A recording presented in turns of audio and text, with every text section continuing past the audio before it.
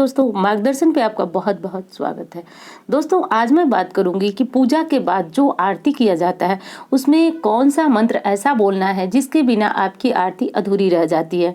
दोस्तों, कोई चाहे छोटी पूजा आप कर रहे हो या बड़ी पूजा कर रहे हो, बड़ी पूजा का अर्थ जैसे विशेष पूजा होती है जो कि घर में होती है, मंदिर में होती है, हमारे द्वारा होती है या पंडित जी के द्वारा कराई जाती है। पर सभी पूजा में पूर्णाहुति तभी होती है जब हम लोग आरती कर लेते हैं, और आरती के बाद वो मंत्र बोलना कितना आवश्यक है वो मैंने अभी बताया, और आगे भी इस मंत्र को बोलने का क्या रहस्य है ये जानेंगे। और इसे नहीं बोलने से आपका मंत्र या आपकी पूजा पूर्ण नहीं होती है। अब बात आती है कि आपके इष्ट देव चाहे कोई भी हो, चाहे दुर्गा जी हो, भगवान भोलेनाथ हो, गणेश जी हो, कार्तिकेय जी हो, कोई भी देवी देवता हो, लेकिन सबकी आरती के बाद ये मंत्र बोला जाता है। अब सबसे जरूरी बात यह है दोस्तों कि आप लोग का इस आरती से जुड़ा हुआ बहुत सारा प्रश्न आता है, तो एक दो आपका प्रश्न है तो वो भी सुन लीजिए। अगर आप ऐसी गलती करते हैं दोस्तों तो देखिए बहुत बड़ी गलती है ये। देखिए, पूजा पाठ हम सभी कहते हैं कि भगवान भाव के भूखे होते हैं, लेकिन जब हम लोग मनुष्य हैं, मनुष्य जो है नियम में बंधा हुआ है। जैसा कि आप सभी जानते हैं, श्री रामचरितमानस क्या है, वो यही है कि भगवान ने मानव के रूप में जन्म लेकर के सभी नियम और सभी जो मनुष्य द्वारा निभाए गए हैं कर्म हैं उनको निभाया, और उसी के ऊपर वो पुस्तक पूरी आधारित है। श्री रामचरितमानस की श्री भगवान जी ने, राम जी ने मानव जीवन लेकर के किस प्रकार जो है मनुष्य के कर्तव्यों का निर्वाह किया, तो उन्हीं सब ग्रंथों के आधार पर हमारे जीवन का भी आधार छुपा हुआ है, या हमें भी उस प्रकार के कर्म करने चाहिए। तो देखिए दोस्तों, हम भगवान तो नहीं हैं, लेकिन जो मनुष्य के कर्म होते हैं वो कर्म हमें निभाना बहुत जरूरी है।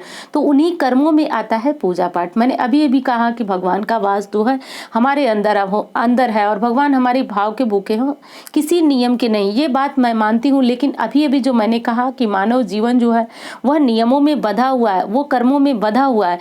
उसमें से एक कर्म ये भी है कि हम प्रतिदिन पंच देवी देवता की पूजा करें, और पूजा के बाद आरती करें। और आरती में जितनी जानकारी हमें, देखिए उस व्यक्ति को कभी किसी प्रकार का दोष नहीं लगता है जो व्यक्ति जो है अनजाने में कोई पाप या गलती करता है।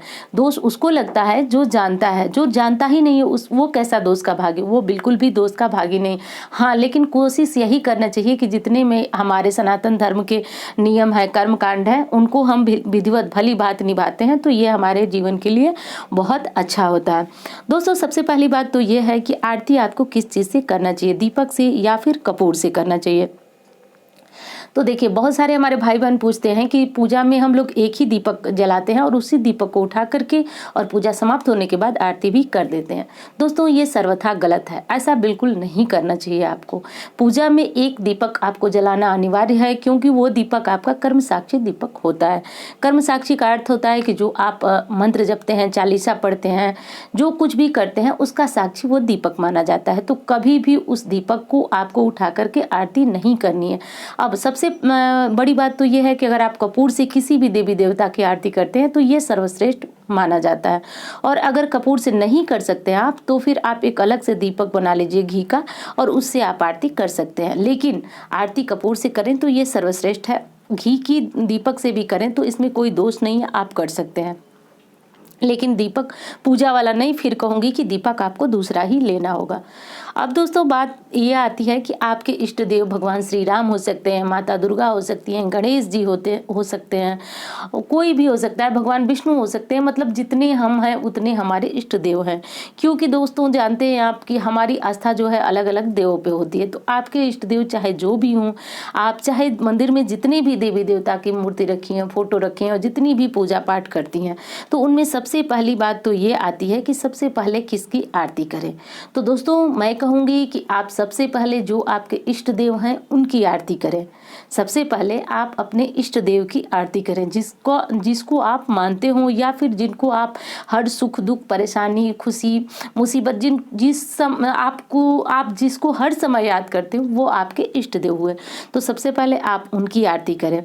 और अगर आप चाहें, आपके पास समय है, देखिए मैं बहुत बड़े नियम को नहीं बताती हूँ, क्योंकि हर कोई बहुत बड़े नियम को नहीं कर सकता है, उसके सबके पास एक एक समस्याएं हैं, तो फिर मैं बहुत बड़े नियम को नहीं बताती हूँ, मैं बस आसान सी उपाय बताती हूँ। अगर आपके पास समय है तो आप सबसे पहले गणेश जी की आरती करें, और नहीं समय है तो आप सबसे पहले अपने गणेश इष्ट देव की आरती करें। इसके बाद आगे मैं बताऊंगी कि कौन सा मंत्र बोलेंगे तो सर्व देवी देवता की आरती हो जाती है, और वो बोलना बहुत ज़रूरी है, जिसके ऊपर आज की ये पूरी वीडियो आधारित है। तो अब आप समझ गए कि आप अपने सिर्फ इष्ट देव की पूजा आरती करेंगे तो सभी देवी देवता की आरती जो है उसके बाद जो मंत्र बोलेंगे उससे हो जाएगी।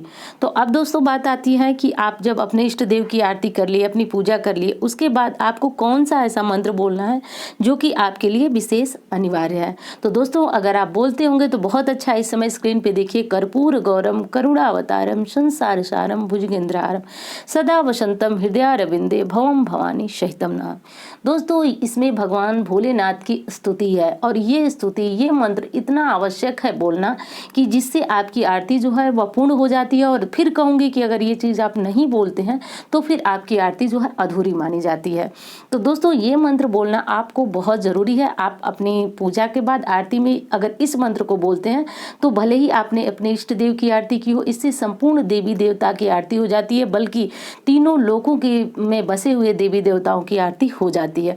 अब देखिए ये आरती, ये मंत्र जो है इतना प्रभावशाली है कि इसको भगवान भोलेनाथ के विवाह के समय श्री हरि विष्णु ने गाया था, और गाने के बाद उन्होंने कहा था भगवान भोलेनाथ से कि ये स्तुति जो जब भी कोई स्मरण करेगा या फिर जब इस मंत्र को कोई गाएगा तो उसमें इस मंत्र में छुपे हुए समस्त सार को समझ नहीं पाएगा, फिर भी वो आपकी आरती कर लेगा। यानी भगवान भोलेनाथ की बात मैं कर रही हूँ, वो आपकी आरती कर लेगा। और जैसा कि भगवान भोलेनाथ को भूतनाथ भी कहा गया है, और जैसा कि आप सभी जानते हैं कि उनका वाहन जो है कि बैल है, और उनके गले में सांप सर्पराज निवास करते हैं। तो इस प्रकार सभी देवों की आरती जो है सिर्फ इस मंत्र के बोलने से हो जाती है।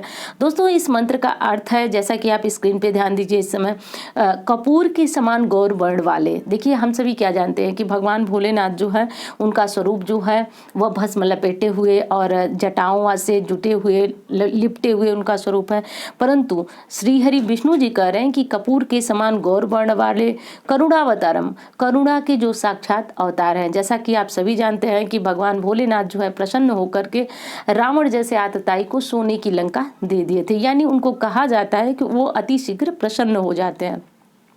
संसार सारम, समस्त सृष्टि के जो सार हैं, यानी समस्त सृष्टि के सार, ऐसा कहा जाता है दोस्तों कि सिर्फ शिवलिंग का अभिषेक करने से समस्त देवी देवताओं की पूजा का पुण्य हमें प्राप्त हो जाता है। तो पूरी सृष्टि जो है उसका सार, उसका निचोड़ जो है वो भगवान भोलेनाथ है। भुजगेंद्र हारम, इस शब्द का यह अर्थ है कि जो सांप के हार को गले में धारण किए हुए हैं।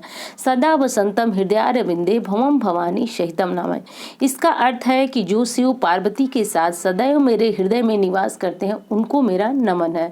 दोस्तों ये तो हो गया इस मंत्र का अर्थ। अब ये जान लीजिए कि इस मंत्र को बोल देने से मैंने अभी कहा कि सिर्फ आप अपने इष्ट देव की आरती कीजिए, बाकी मंदिर में जो भी देवी देवता है उनकी आरती जो है स्वयं हो जाएगी सिर्फ इस मंत्र के बोलने से। तो इसीलिए दोस्तों इस मंत्र को जब आप बोलते हैं तो इसमें तीनों इतनी शक्ति होती है कि तीनों लोकों में समाहित समस्त देवी देवताओं की आरती हो जाती है। दोस्तों जैसा कि भगवान भोलेनाथ को कहा गया है कि वह जो है अति शीघ्र प्रसन्न होने वाले हैं, तो उनकी पूजा से जो समस्त देवी देवताओं की पूजा का पुण्य भी हमें प्राप्त हो जाता है। तो इसीलिए इस महत्वपूर्ण मंत्र को आप अपनी पूजा आरती के बाद अवश्य बोलें। दोस्तों उम्मीद करती हूँ वीडियो आपको बहुत पसंद आएगी। मिलती हूँ इसी तरह की वीडियो के साथ। धन्यवाद।